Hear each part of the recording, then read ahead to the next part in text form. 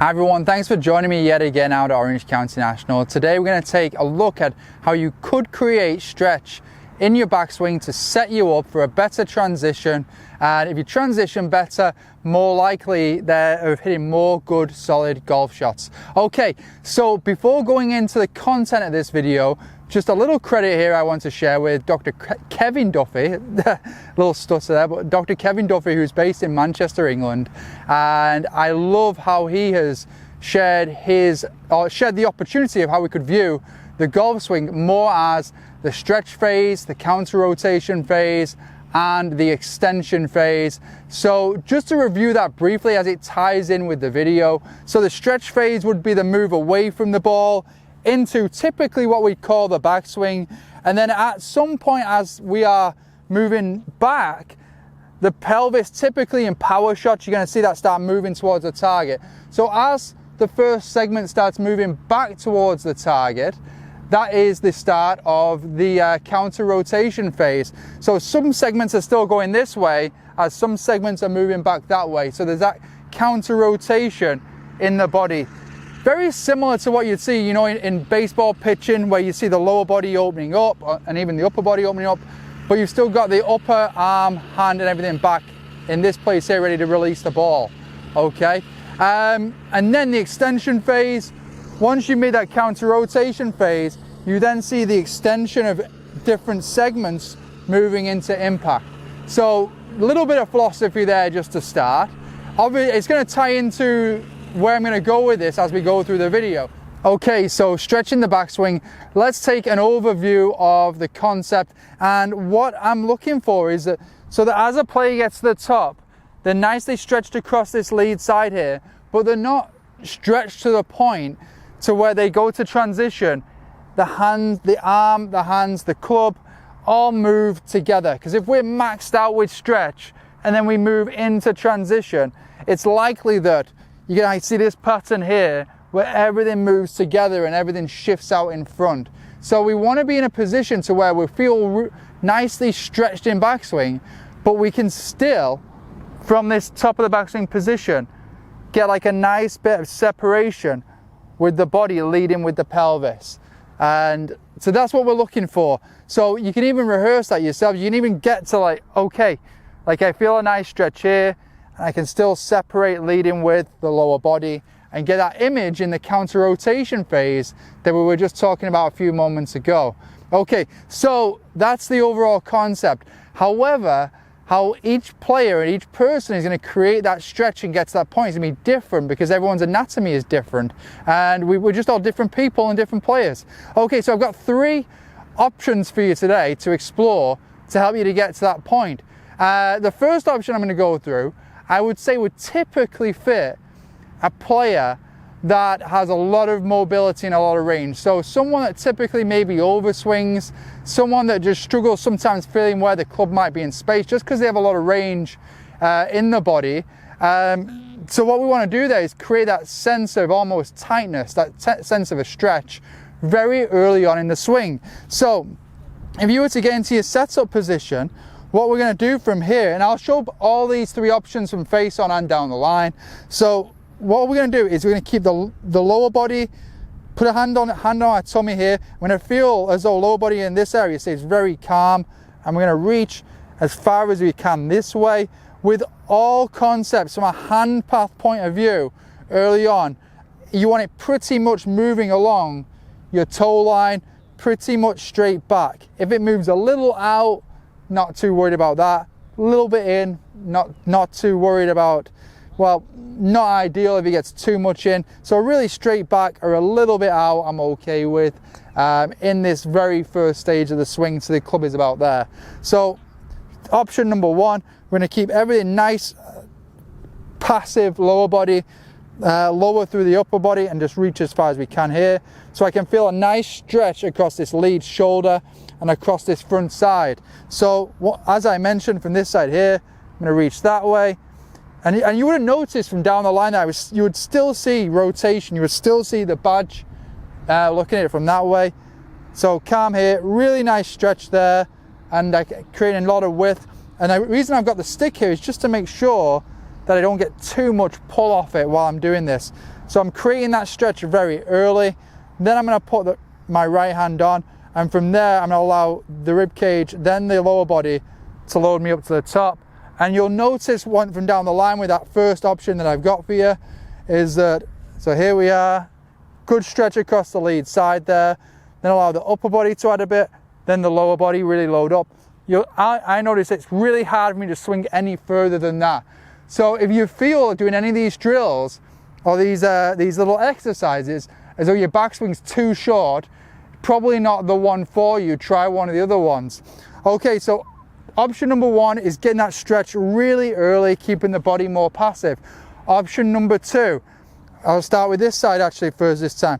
We're gonna go lead arm, hand and club, lead arm and chest feels very much together in the start. We can have a little bit more rotation with the body, like that. So this is the one you'll see me use a lot because I feel like it matches a lot of players out there. Still don't want too much movement off the stick from a sway standpoint, so head it'd be staying fairly still. So that's to there, and then from there, then we allow the body. You can see I can get my hands a bit higher there from that one because I've allowed a little bit more room, range there I've saved a little bit of the stretch for later on in the swing. So once again, this one looks like this, and then from there to the top, then I load up and I can get a little bit higher with my hands if I need to. So that's one that matches me. I'm actually a bit of a combination of the first and the second option there I am. And the third option, this one really fits players that just feel like they need a lot of freeness in the backswing, so they might be a little bit tight, a little bit more restricted. So what we're going to actually do is, again, I'll start face on, is we're going to do the thumb and L finger, but we're actually, while the center of the chest is moving, we're going to allow the rib cage, while the center of the chest is moving, we're going to allow the pelvis, so we can reference belt buckle, to move with the center of the chest. So we're allowing a little bit of lower body there in movement as well. So to there, now in comparison to the first option we did, I feel not very much stretch at all. So then to the top, what I can do, then I can get the stretch from almost my arms and everything in the final part of the swing. So from there to the top, I've got that nice load across this side here, and I can still move into the transition into the downswing that way.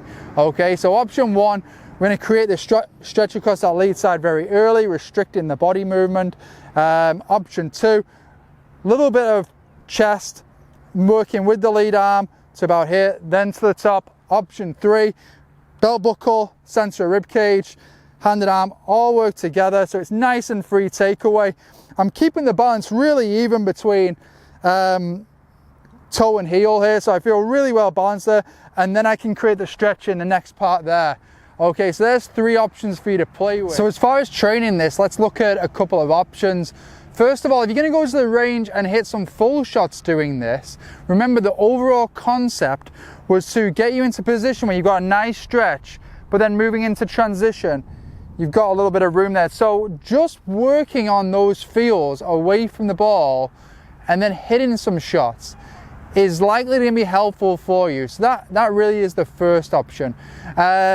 If you're going to want to hit full shots, I'd go with that just to begin with. Second of all, what I've found really helpful is to actually incorporate this into my wedge game. So for my wedge game, I have different length of swings that I'll use, and I like the sensation of having a nice amount of stretch in each of those phases. So even when I'm hitting like a shortish shot, so a short flighted wedge shot, let's say, so to speak, I like the sensation of the stretch, even at this low in the swing, to help pull the body through, get the rib cage through with nice speed. All right, so you could grab your wedges and just work throughout your different wedge swings. You could even do it with a normal club, different lengths of swings, just feeling as though you're creating that stretch. For many people, when I do this with them the first time, they're just not even aware of how they could create that stretch. And one thing just to keep in mind, actually thinking of other players, is that lots of other players move so quickly in their takeaway that it would be hard for them to feel it anyway. So they're very quick to get the club away, that you can't feel that nice build up in the backswing. So try this. I've got my 54 here, and all I'm going to do is my, say, 50-60 yard swing, which is to about there and through. And what I'm going to do is I'm going to actually work on, like, to there. I can feel the nice stretch to there, and then I'm going to let that stretch pull my body through, and I'm just going to see how this flights it. It actually really helps to be much more consistent with the distances that you hit your wedges.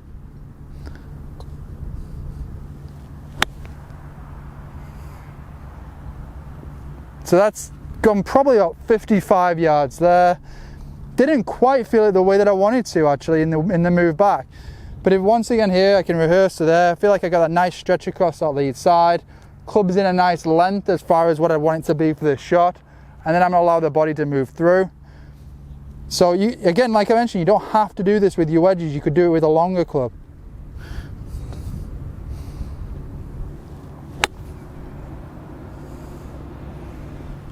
Not bad again there, about 50 yards. So that was a little bit slower through it. And I'll do one more for you. So once again, I'm taking it to here. I'm feeling that stretch. As I mentioned, for me, it's a combination of 1 and 2.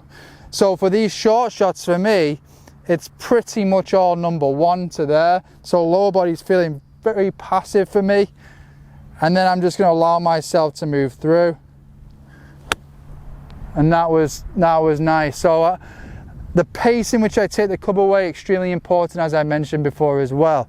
So some stuff there to just kind of help you to get into a better position at the top of on the move away. Let's just call it the stretch phase of the swing, and moving into the counter rotation phase. So, and if you have any questions about it, of course, as always, please just shoot me a message. Always happy to help and have as good of an impact that I can on as many people's games.